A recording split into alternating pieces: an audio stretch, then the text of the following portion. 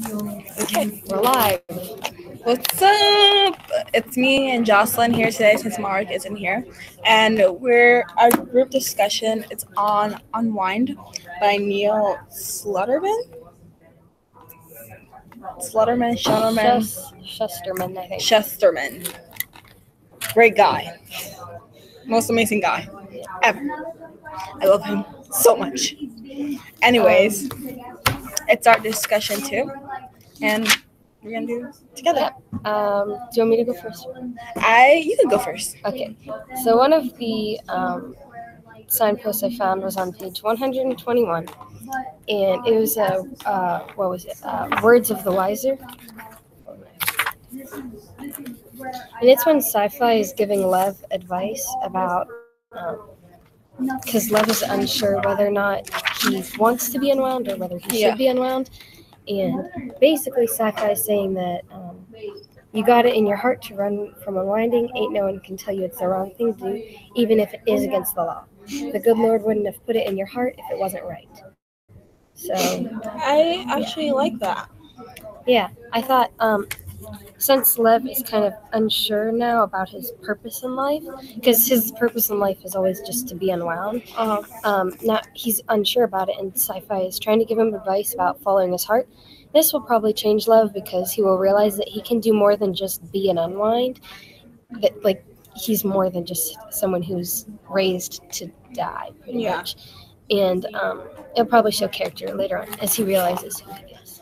I have the same Words of the Wiser on the exact same page, and it's where sci-fi would enjoy. It was like sci-fi enjoy hearing himself talk, and he says this quote, and I quote this: "I make my own roads in life." He tells Live, "That's how we're traveling the rails instead of some dumb old country road." And I actually like that quote because he's actually saying, "Oh yeah, I get that some days like are rough and like some days like are tough and you can't do anything, but like he is choosing to make his own roads and like he's not following what society tells him. Yeah, what society tells him to do." Is he an unwind sci-fi? I think so. Okay. That's why they're running away. Because like they're unwind. Let's see. Another one I had. Okay, so these two, it was when they were on the plane being shipped to wherever they're headed. Yeah, what page in is that? In the crates. 171. I found two, and they're both tough questions, but they kind of relate. Like it was in the same. Yeah. I put it as two different ones, but they're kind of similar. But one of them was what happens to your soul when you get unwound? Oh, when Hayden answers that question. Yeah, that's his name, Hayden. I forgot. But no one really knows what happens to your soul. And like the question, do you even have a soul? Came up.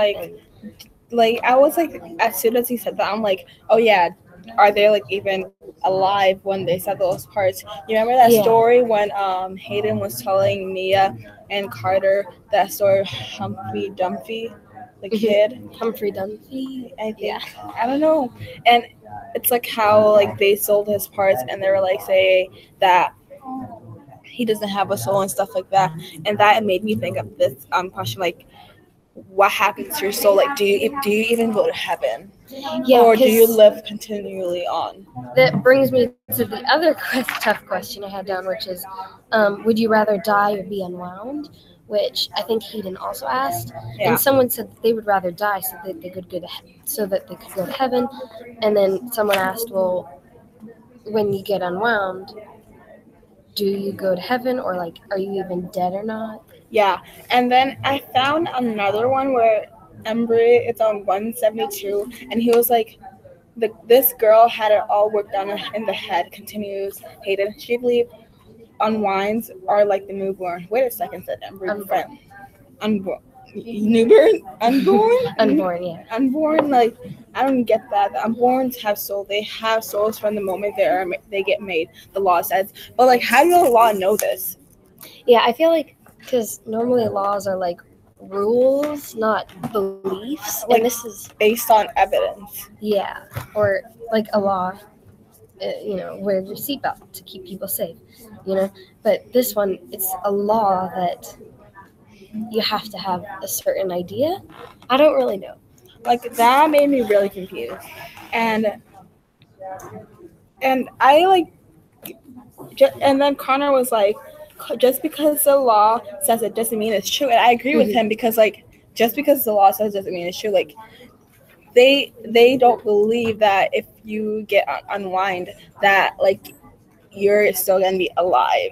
You're gonna be dead. Which kind of goes back to what sci-fi was saying in where what is it? No one can tell you it's the wrong thing to do or think, I guess, even if it is against the law. So in this case, the law is telling them what the right thing is to do, like to get unwound is the right thing to do. But I guess all the unwinds are thinking it's the wrong thing to do, or they don't want to get unwound, even if it is against the law. I actually agree with you on that one, because like, just because you're getting unwind doesn't mean that you're still alive. And I find that really, I like wonder why the parents are like making their kids get unwind. Like, do you remember the story of Hayden? How like his parents got divorced. It was either Hayden or Mia. No, Hayden parents. Hayden parents died, and then he went to his aunt. No, that was the other one. Mia? No, that was the other boy in the cart, the snotty nosed one.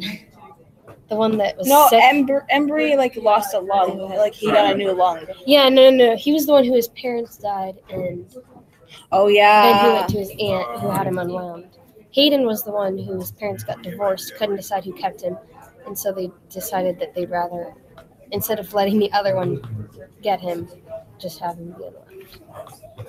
Wait. Which seems a bit, I don't know.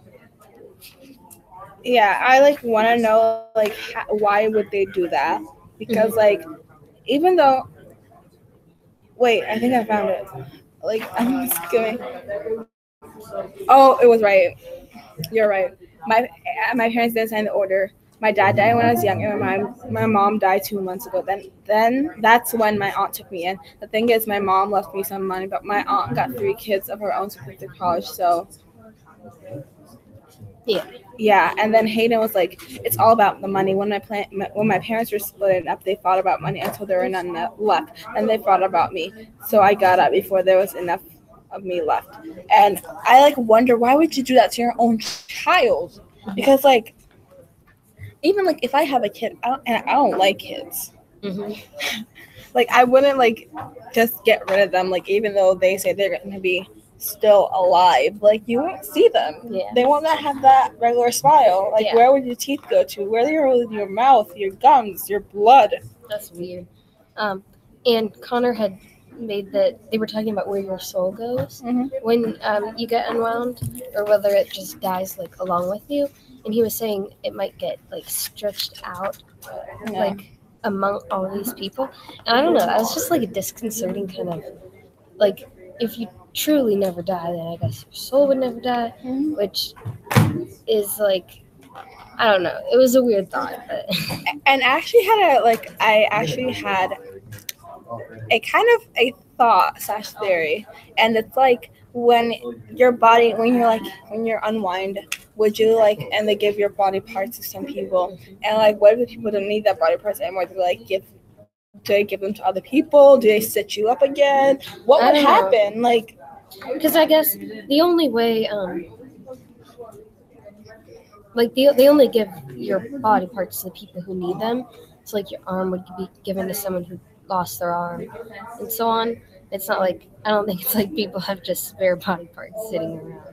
That would be crazy. I'm also surprised that they have that much of a demand for body parts. Like, I feel like, I don't know. You should like do something to like avoid the accidents. I guess with some things, like, there are a lot of people with, kidney failures who need kidneys, but for things like how many people need another arm or whatever, I don't know.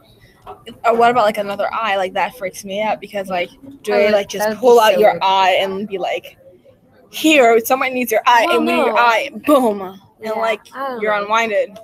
And it did say at one point like 100% of your body is like used as other people. It just, I don't know. I also read that like that this was the part where they got to the camp and like they met the Arnold. Have you got to that? The what? No, I have not. Oh, I shouldn't spoil What it. page are you? I'm on like page 190. Actually, I'm really close. 215. I'm on like 175 or something. I'm on 215. Oh, 215. Okay. Yeah, we're nowhere close. Or, well, no, we're kind of close. I have came to some surprises. Sci-Fi started stealing and Lee is worried about him. And that kind of brought me and like he was like stealing and stuff like that. And I'm like, that I get why he's stealing. At the same time, I don't get. Yeah, at the pawn shop. Yeah. I don't get why he's stealing, but at the same time, like, I get it. Like, I understand why he's doing it because, like, the other part of it is... Well, we haven't, at least I haven't gotten to the part, but I'm guessing where are they headed? Tulsa or somewhere? Yeah. They need probably train tickets or something to get them there. So he needed money pretty much to help, what's his name, Sci-Fi get to his other part. Yeah, I also have a word of advice.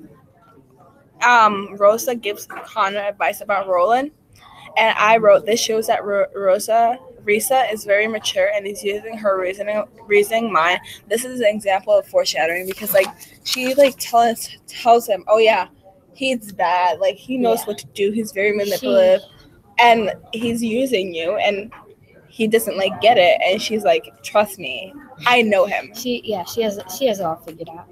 I'm like, girl, you go, girl. Like, woman power, like. I have changes and surprises when, again, on the plane, when Connor stands up for Lev, because someone says, oh, you sound, 168, when someone says, you sound like a thief, and he was saying, oh, they're not that stupid, which is, so, like, Lev betrayed Connor and Risa, so they have all the reason in the world to hate him, yet Connor's still defending him, and I think that kind of shows that Connor cares about Lev, even though he's not actually admitting it. I also agree with you that one, and I found another like aha moment basically, and it's on 168 to 169. It's when Embry is telling about like how he was diagnosed with some kind of disease. And he was gonna die, and it took out his lungs. 168 to 169, and like they took out his lungs and gave him another lung. The only reason I'm alive is because that kid got unwound. Mm-hmm. So, and it kind of was like, so you're saying your life is more important than his? Oh yeah, that was good. And then like Embry was like, no, he was already unwinded, so it wasn't really my problem. I'm like, dude, they're still humans. Yeah. It's basically what's going on, and I thought that was a good point on Connor's part. Yeah, and then Connor like raised a good point, and he was like, if there weren't unwinding, there would be fewer surgeons, more doctor. If there were unwind, they go back to curing diseases instead of just replacing stuff with somebody else's. And I agree with him because like, if like you want to cure diseases, you don't just like kill other people to replace have it. Other people be, it's like basically like you're trying to like make the population smaller instead of making it like grow. Excuse me, yeah. I think we're done. I don't know how long it's been going. Does it say? No, but I think we're good. Peace. Bye. Bye, guys. You cannot watch YouTube. Okay.